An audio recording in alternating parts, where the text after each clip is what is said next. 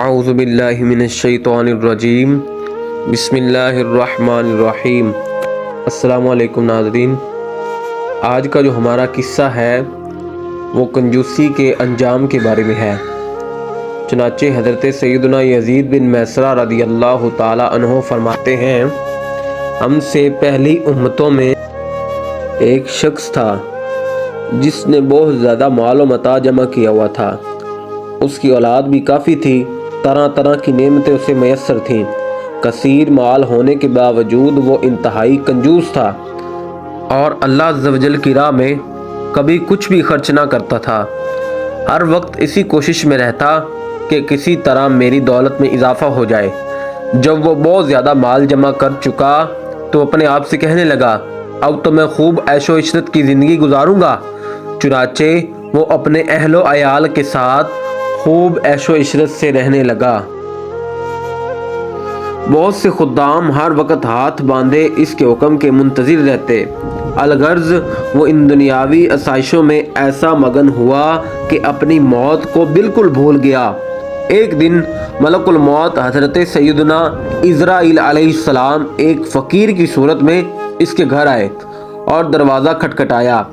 ग़ुलाम फ़ौरन दरवाज़े की तरफ दौड़े और जैसे ही दरवाज़ा खोला तो सामने एक फ़कीर को पाया। उससे पूछा, तू यहाँ किस लिए आया है? मलकुल मौत अलैहिस्सलाम ने जवाब दिया, जाओ अपने मालिक को बाहर भेजो, मुझे उसी से काम है। खादमों ने झूठ बोलते हुए कहा, वो तेरे ही जैसे किसी फ़कीर की मदद करने बाहर गए हैं। हज़रत सैयदना मलकुल मौत अलैहिस्सलाम ये सुनकर वहाँ से चले गए। कुछ देर बाद दोबारा आए और दरवाज़ा खटखटाया। ग़ुलाम बाहर आए तो उनसे कहा, जाओ और अपने आका से कहो मैं मलकुल मौत अलैहिस्सलाम हूँ। जब उस मालदार शख्स ने ये बात सुनी तो बहुत खौफज़दा हुआ और अपने ग़ुलामों से कहा, जाओ और इनसे बहुत नरमी से गुफ्तगू करो। खुद्दाम बाहर आए और हज़रत सैयदना मलकुल मौत अलैहिस्सलाम से कहने लगे, आप हमारे आका के बदले किसी और की रूह कब्ज़ कर लें और इसे छोड़ दें। अल्लाह अज़्ज़ व जल आपको बरकतें अता फरमाए। हज़रत सैयदना मलकुल मौत अलैहिस्सलाम ने फरमाया, ऐसा हरगिज़ नहीं हो सकता।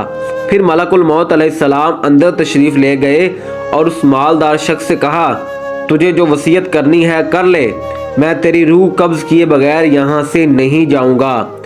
ये सुनकर सब घर वाले चीख उठे और रोना धोना शुरू कर दिया। इस शख्स ने अपने घर वालों और ग़ुलामों से कहा, सोने चांदी से भरे हुए संदूक और ताबूत खोलो और मेरी तमाम दौलत मेरे सामने ले आओ। फौरन हुक्म की तामील हुई और सारा खजाना इसके कदमों में ढेर कर दिया गया।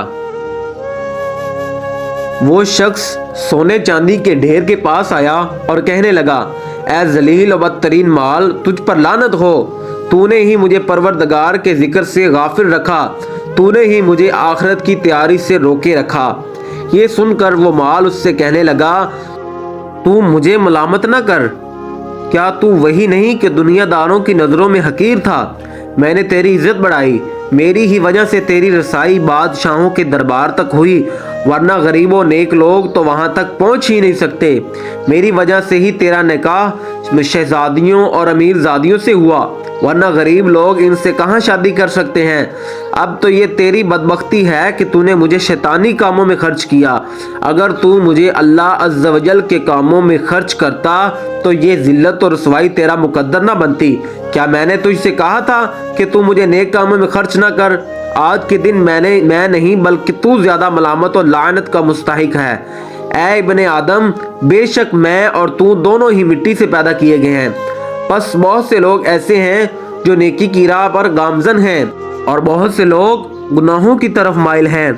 गोया माल हर शख्स से इसी तरह कहता है, लिहाजा माल की बुराइयों से बच कर रहो और इसे नेक कामों में खर्च किया करो।